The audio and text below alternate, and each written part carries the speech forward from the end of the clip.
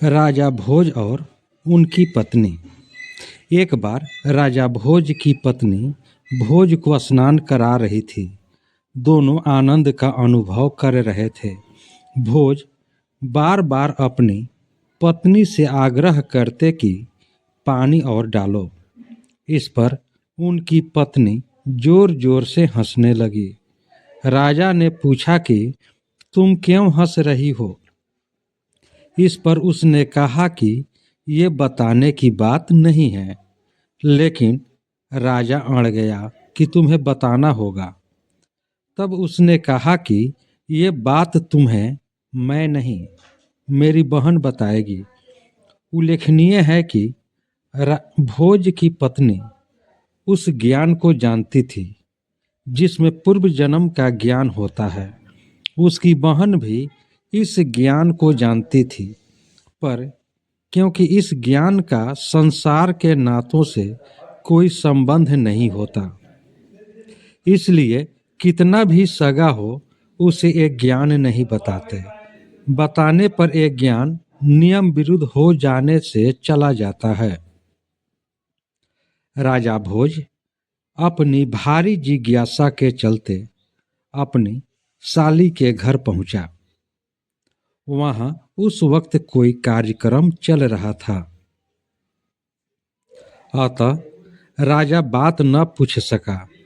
फिर फुर्सत मिलते ही राजा ने वह प्रश्न अपनी साली से कर दिया।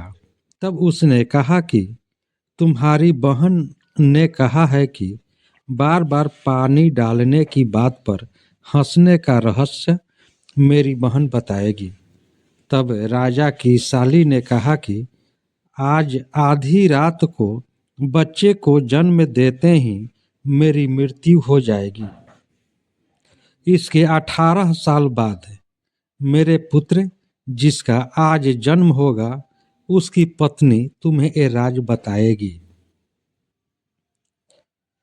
राजा ने बहुत हठ किया, पर इससे ज्यादा बताने से उसने इनकार कर दिया। ठीक वैसा ही हुआ। पुत्र को जन्म देकर भोज की साली मर गई। राजा ने 18 साल तक बेसब्री से इंतजार किया और फिर वो दिन आ ही गया जब उस पुत्र का विवाह हुआ। राजा उसी बात का इंतजार कर रहा था।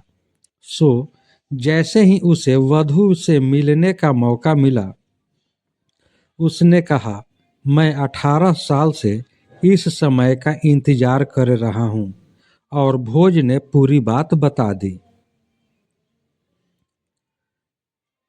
वधू ने कहा कि पहले तो आप ये बात नहीं पूछो तो बेहतर है, और अगर पूछते ही हो तो मेरे पति से कभी इसका जिक्र न करना, अन्यथा वो पति धर्म से विमुख हो जाएगा और इससे विधान में खलल पड़ेगा।